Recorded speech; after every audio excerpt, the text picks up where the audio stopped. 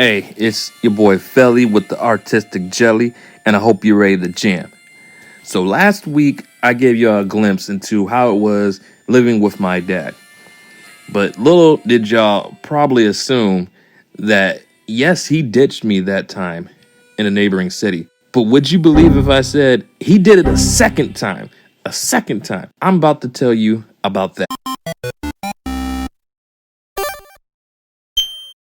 So let me set the stage. So this is still around the same time period. I'm still living at home. I've been working at my job for a while, and I have become accustomed to spending my checks on gear. I was concerned about the drip. Each paycheck, I was buying one new item to bless my closet with. So, being a black man in America, there was one thing that I always aimed to achieve. One thing I always wanted to be able to buy. Some Timbs. Some nice, smooth-looking Timbs. Boy, I got these bad boys, and they cost me almost $115. First time I ever spent that much on shoes. So I got these and I left them in my room still in the box. They had their own special spot in my room because they was the drippiest shoes I had out of my whole collection. Now, for some reason, my brother at the time, we didn't get along.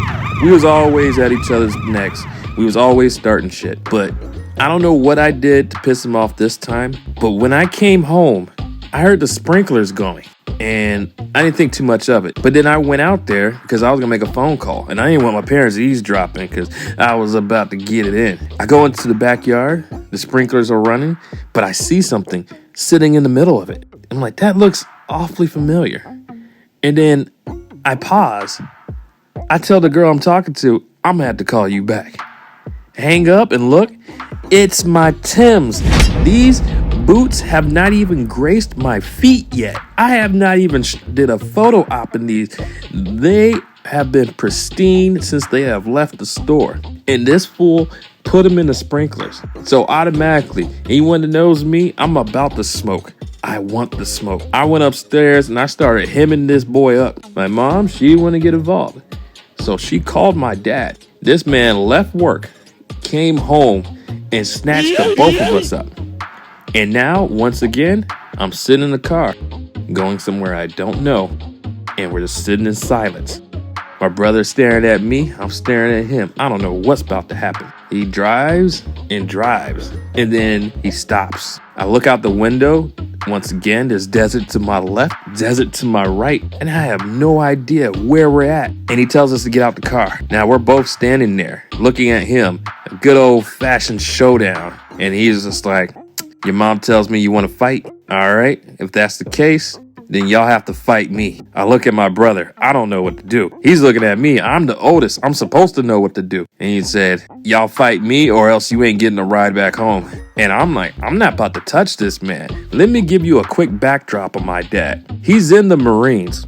Been in there for 21 years. So he's already been trained and conditioned to kill. He's also a physical fitness trainer. So when he's not training to kill, he's training to stay fit enough so he can kill. And then when he's not doing that, he's eating everything that grows from the ground to give him the resources needed so he can train to kill. I wasn't messing with that. Yes, I want smoke, but not unnecessary smoke, not life-ending smoke. So after a moment of silence, he stands up, he gets rid of his fighting posture, and he says, okay, if that's how it is, if no one's got the will to fight, then hopefully you can find the will to figure out how to get home. He hops in the car and he drives off. And I look at my brother. Now the will to fight is returning because it's this fool's fault that I'm out here in the first place. But that's a waste of energy. So I start walking home. And you ever been like so mad that you just randomly say things that you don't even, understand yourself? I kept turning around yelling, stop following me. Find your own way home. He said, well, I don't know where I am. So I have to follow you. We luckily was smart enough to follow the smoke trail that came from him peeling off in the middle of the desert. But this time it only took us 2 hours to walk home. And once again, no one avenged us.